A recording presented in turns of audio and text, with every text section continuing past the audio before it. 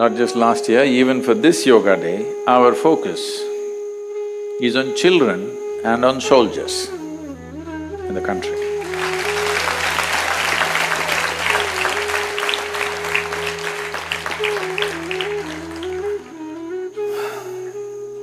I don't know in the last 1 year how many soldiers in the country have died, I don't have statistics. But in the year 2015, over 18,000 children did not die, they committed suicide. And over 7,000 of them were below 13 years of age. There is no greater disaster in a society when our children start committing suicide. We are doing something fundamentally wrong, something very fundamentally wrong. I don't know if there are similar statistics in other countries, but there is some statistic. How bad it is may depend from society to society, nation to nation, it may be different. But in all these countries where they are striving from poverty towards affluence, unfortunately this is happening. In India, one of the main reasons why it's happening is because in India passing mark is 98. And another reason why over 15 are committing suicide is because they're getting romantically involved. They're in love, so they kill themselves. There are two reasons. Main thing is because of examinations. Next thing is, love affairs are killing a lot. So, we focused on children last year, and I think we touched a little over 35,000 schools across the country, teaching them a simple, hey, wait, the problem is much bigger.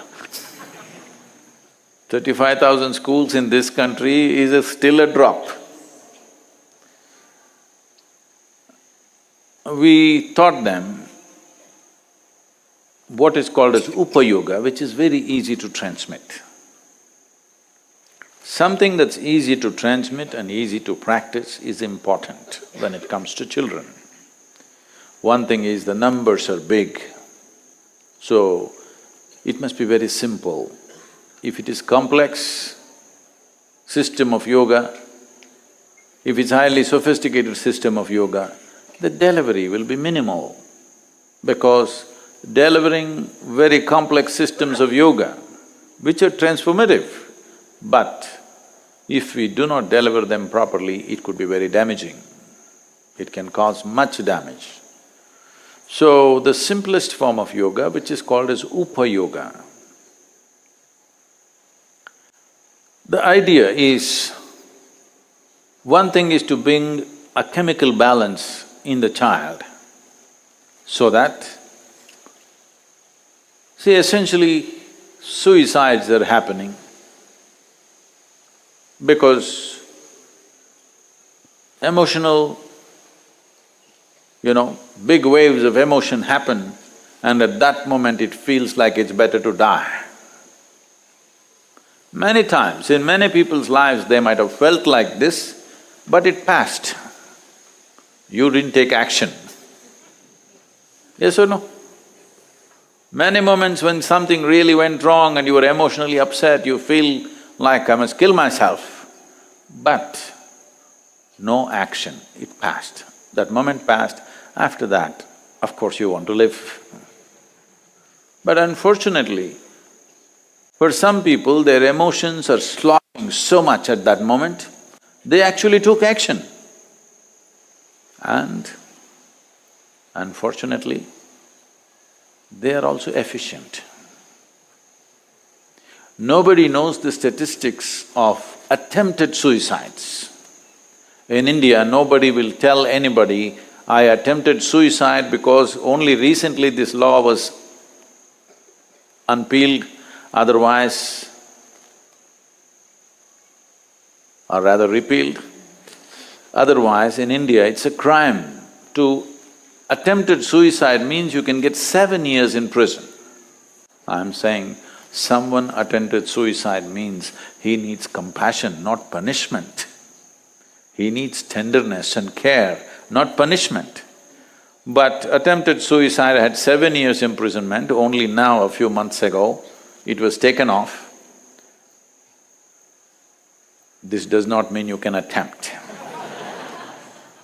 So with children, this is not a joke, this is an unfortunate reality, very unfortunate reality.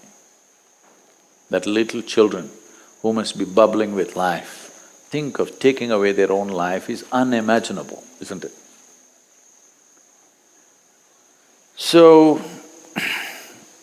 the most important thing that needs to happen is we need to reform, recreate our education system.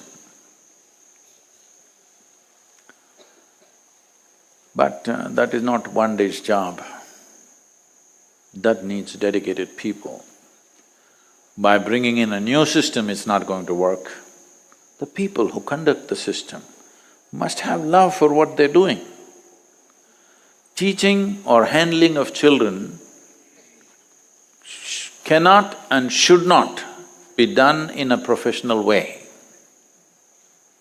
A teacher, a doctor, a guru, a one who transmits spiritual process, they must do what they're doing because of the commitment and dedication and the love that we have for the people around you. It can't be done professionally. But there are millions of teachers. How to get them to that state? That's a long way off. So the simple thing we can do is equip the children to be able to survive the teachers and the system.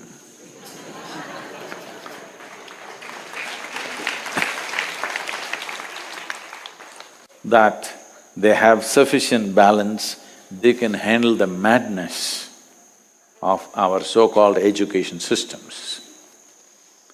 Because it's quite inhuman. It's not inhuman because it's difficult.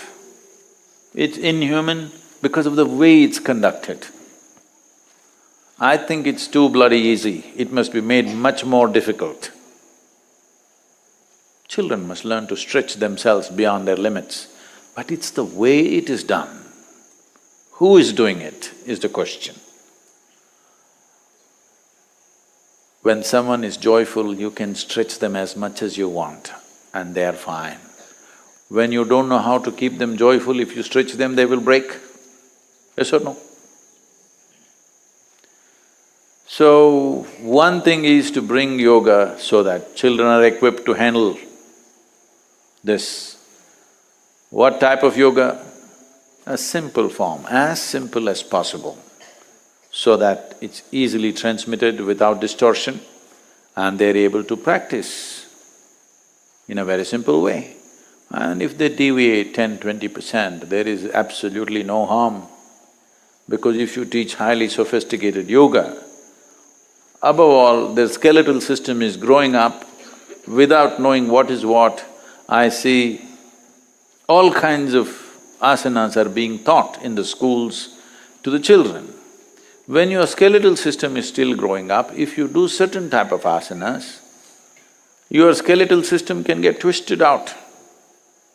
So till you become 14 years of age, there are certain aspects of yoga that you should not do because that is designed for adults.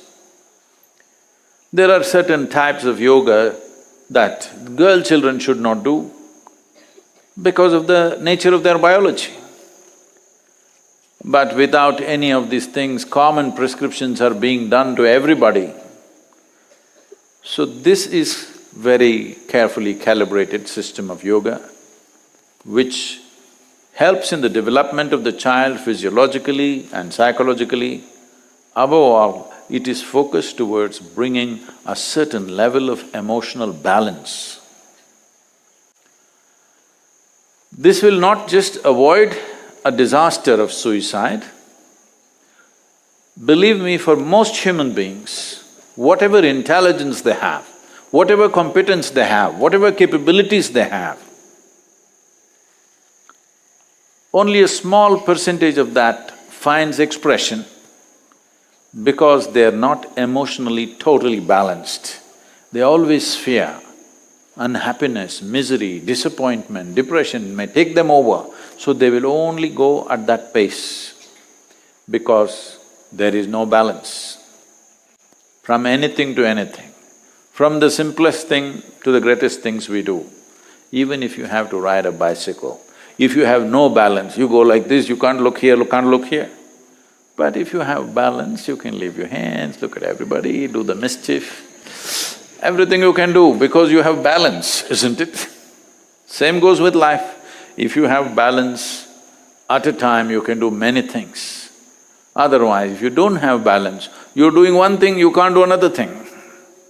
So this is a most fundamental thing that needs to happen at an early age to everybody, that you bring them to a certain sense of psychological balance, an emotional balance, that they won't slosh.